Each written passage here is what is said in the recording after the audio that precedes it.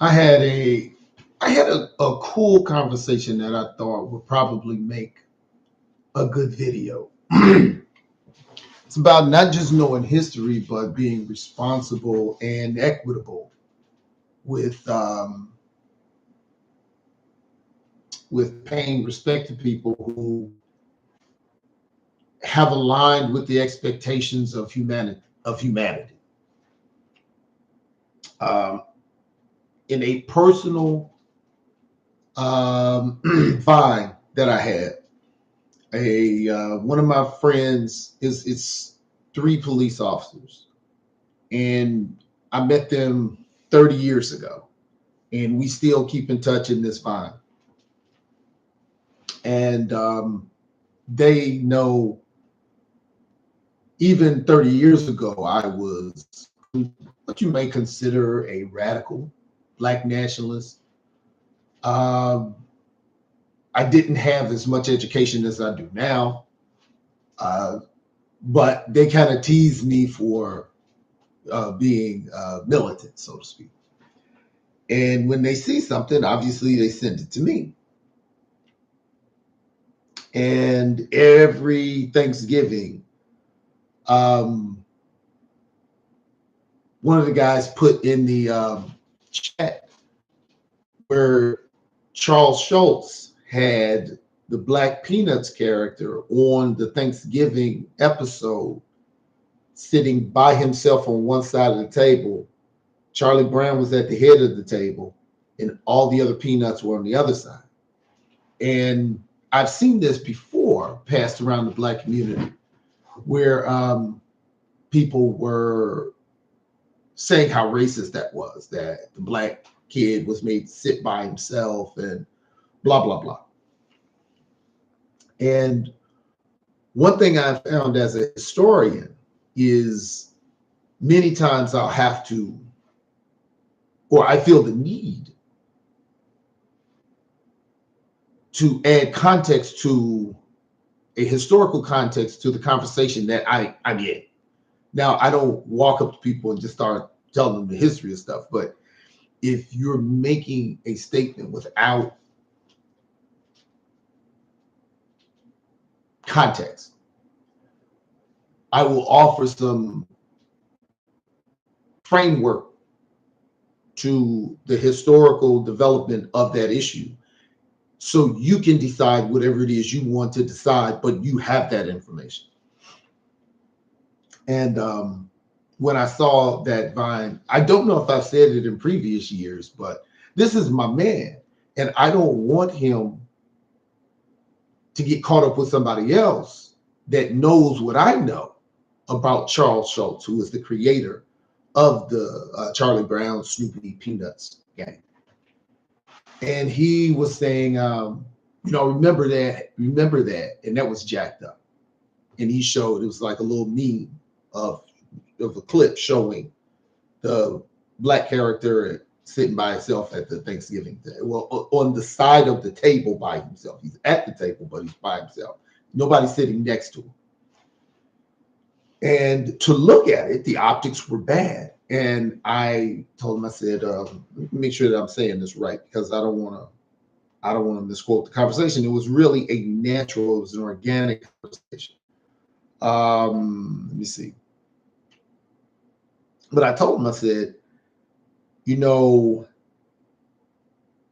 it's possible that Charles Schultz put the Black character at that part of the table to illustrate that he was there.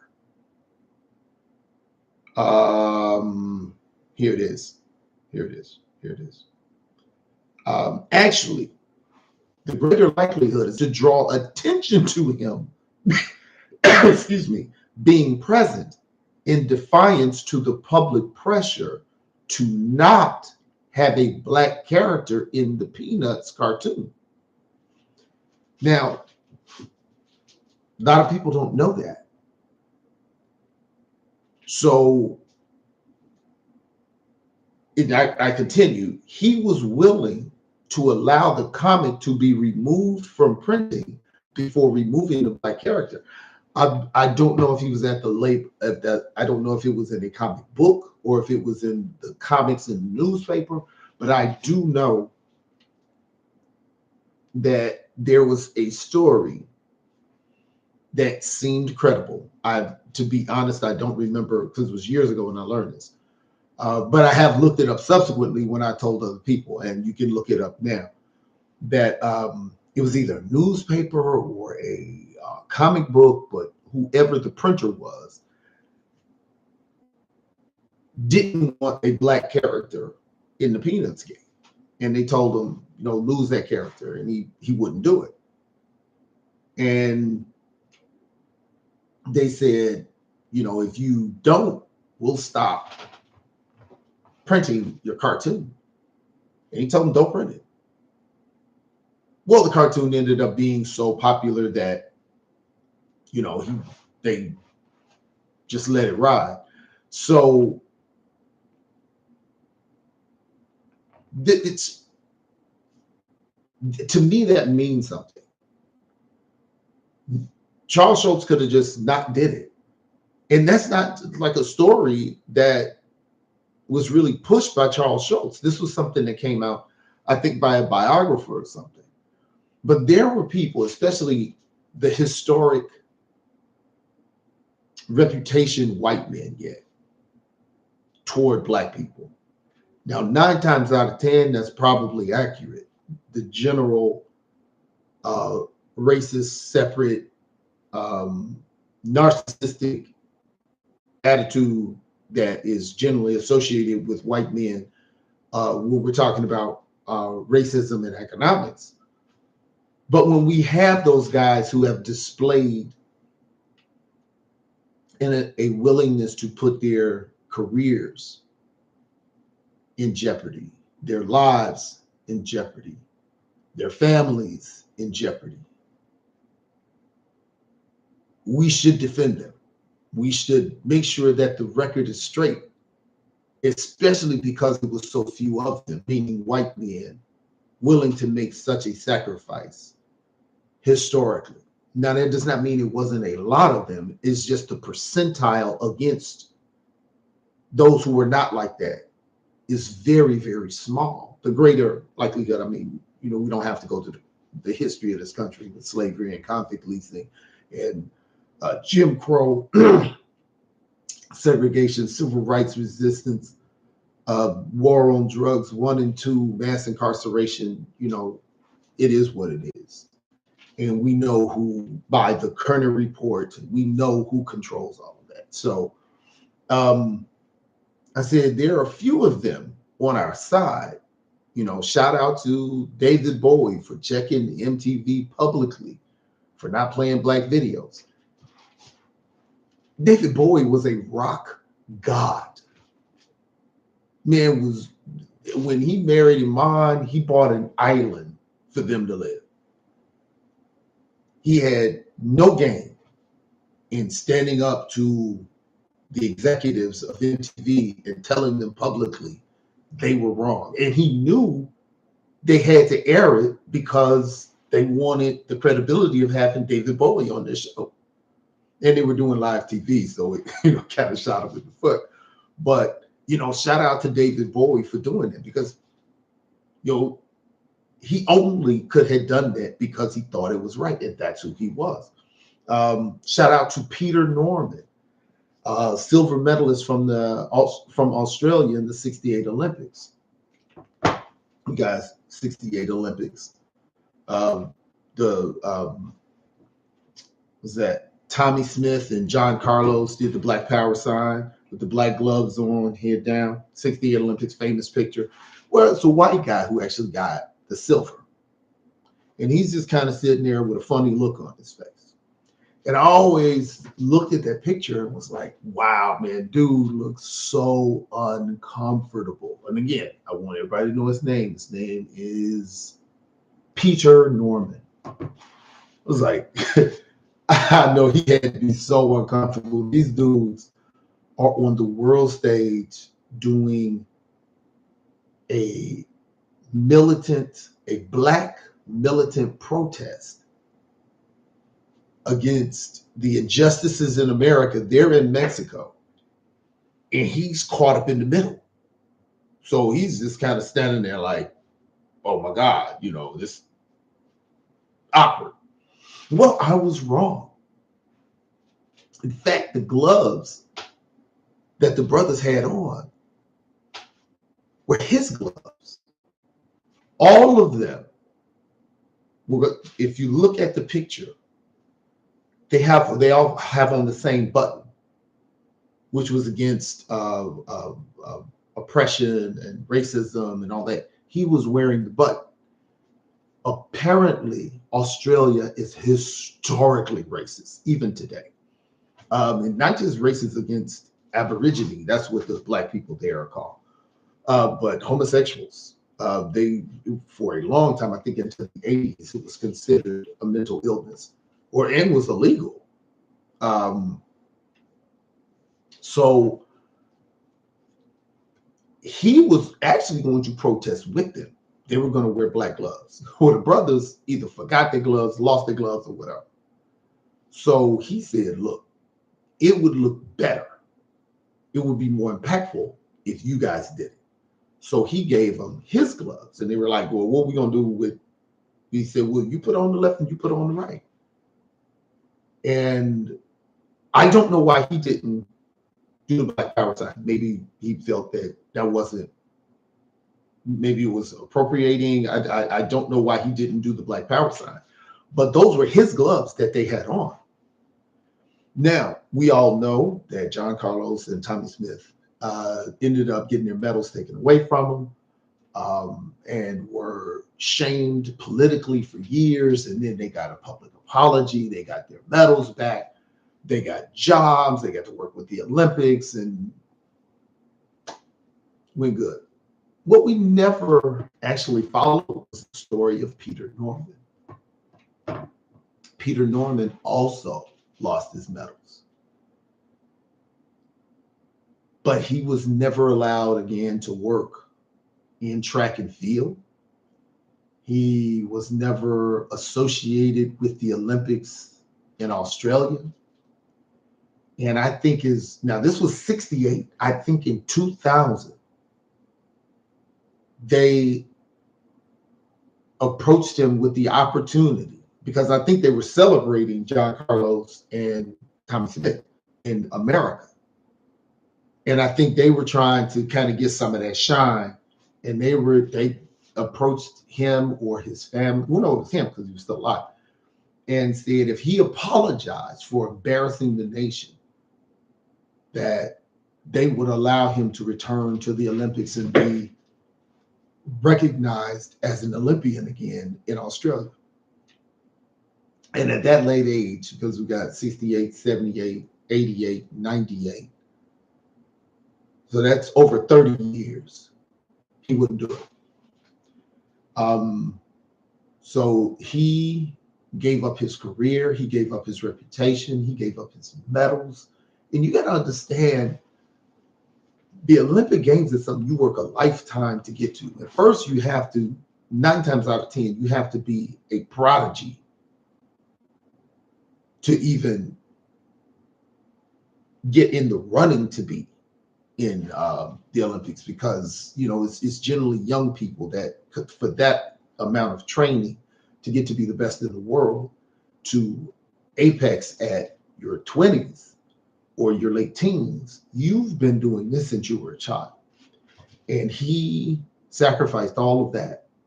And unlike John Carlos and Tommy Smith, he never got it back. He never got the apology, never got his medals. And I think they did something posthumously, but we got to remember all good people.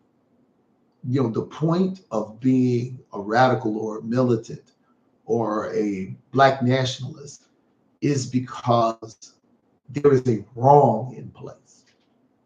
And as an educator, we have to, as a person, we have to look at, am I for right or am I for me? And if I'm for right, I have to look at these situations that are where people did right.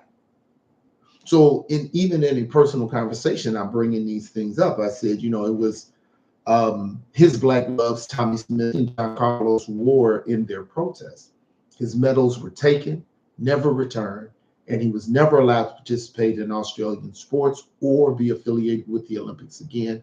After 2000, Australia said he could return to Olympic recognition if he apologized for embarrassing Australia in '68. He refused. He died without recognition, respect for being a humanitarian and standing up against something he could have easily ignored. He could have said, I don't know what's going on in the United States. So brothers like that are our brothers, and we got to we cannot let their memories die. David Bowie is gone now, but we have to, in that moment say, hey, that brother did good. Now he may have done some other stuff. We all fall short, but let's give them their props for that. And I also brought up Senator Charles Sumner. This dude was caned bloody on the Congress floor for fighting for abolition in the United States. Thaddeus Stevens. See, he's a longtime senator, representative, member of Congress. He said, look, even in his death, he fought for equality, not just abolition. He fought for equality his entire life, racial equality, to the extent to which when he passed away, he said, don't bury me where you bury the senators because you can't, because it's segregated there. You bury me where you can bury black folks. So for eternity, he is making his point as a historic American figure that he lays to rest with all Americans as he saw it, not just some. That's huge. I mean, and the sad part is that you can go through a college education and not know that about Thaddeus Stevens. You can go through an entire education and not know that about Charles Sumner. In why? Why? And we're not even going to talk about John Brown. With his raid. But I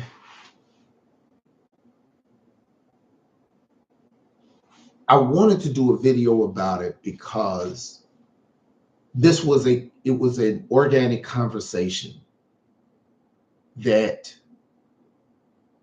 I was proud of. That 4 black men are talking about something, adding context to it, and saying you cannot vilify this entire group. Though it is an extreme minority, when we're talking about that minority, we have to differentiate them and we have to elevate them because it is so few of them historically that truly were egalitarian. Mr. Rogers was one of them. Now, a lot of people don't know. PBS was not big on black people being on their shows. And even if they did, it was not intimate. It wasn't these people live together or they're married or anything like that. With white people, it was black people over here, white people over here. Segregation. Mr. Rogers did a show where he had a black mailman, and the mailman was walking, and it was hot outside, and obviously the mailman walks a lot, his feet are hurting. So what Mr. Rogers came up with was he and the mailman were going to put their feet in the same pool. He had like a little kiddie pool. He had his feet in the pool, cooled his feet off. And he offered the mailman to put his feet in the pool with him. Now, you go, well, what's the big deal about that? Well, in our country, in the 60s, 70s, there were riots that started, particularly in Chicago, over Black people being in the same pool as white people. Not only did they not want to be in the pool at the same time, they would drain the water after Black people were in the pool and refill it before white people got in there. That's the mindset of America. That was when they were allowed to use the same pool. It used to just be that was a white pool and you just couldn't go in. Progressive America got up to it's certain days Black folks can go and we drain the pool and clean it before we let white people back in it. And Mr. Rogers came from that time. Well, when was Mr. Rogers born? Let's look that up. When was Mr. Rogers born? Fred Rogers was born. We're talking Garvey. We're talking Birth of a Nation. We're talking Klan. We are less than 30 years past Plessy versus Ferguson, separate but equal. We are before Brown versus Board of Education. Women had just been voting for 8 years at this point. White women. Because really, the 19th Amendment was for white women. Black women did not get to vote until 1965 with the Voters' Rights Act, because the Reconstruction Amendments, 13th Amendment, slavery, 14th Amendment, equal protection, slavery, 14th Amendment, equal protection under the law, 15th Amendment was voting, 15th Amendment was 1870. That was ignored until 1965 with the Voting Rights Act. So he came up in the time that he came up under Plessy versus Ferguson. By the time the civil rights had hit, he was 28, 38, 48, 58. He was almost 40 years old by the time Black people could vote. By the time desegregation started, which was the 50s, he would have been 30 or in his 20s, late 20s. By the time Brown hit.